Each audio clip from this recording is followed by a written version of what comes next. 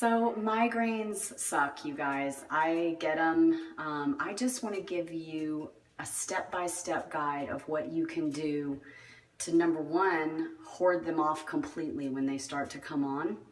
And then I also want to try to give you a long-term solution. So the first thing that you're going to do is you're going to prep your tissue. Now, let me say this before I even go into this step one.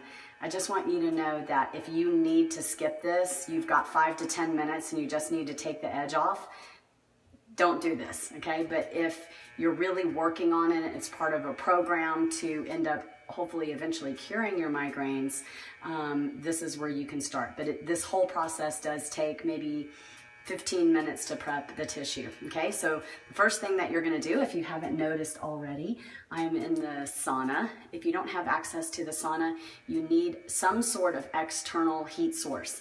And that could be anything from, if you live somewhere hot, going out in the garage for 5 minutes. It could be a shower. You don't even have to get wet, just let it steam up.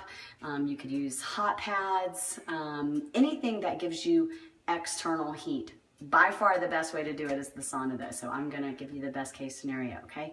The second thing that you need to do to prep the tissue is you really need to hydrate. It's one of those things, even me, I don't know why, it's just like I fight the water, but hydration is the number one thing that helps your fascia, and that's ultimately what's causing the migraines by clamping on your brain. And if you read the whole blog, you will see very simply why it causes such incredible headaches, and we want to prevent that. So number one, if you notice my water is pink, I've enhanced it with electrolytes. I like Nun tabs. I don't work for them, I don't sell them, anything that you prefer to use for electrolytes, but I just want to make sure that you're actually getting hydrated, okay? So far we've got external heat, hydration, and then right from here I'm gonna go down to the gym and spend about 10 to 15 minutes getting internal heat. And internal heat is anything that gets your heart rate up.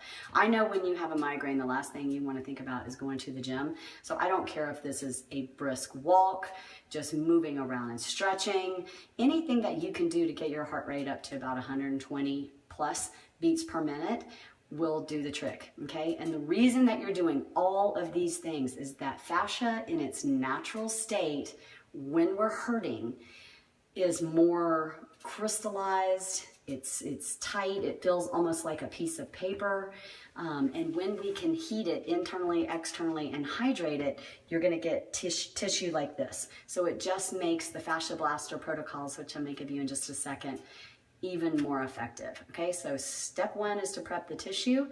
It can be skipped, but if you're really trying to long-term fix this, you wanna prep your tissue.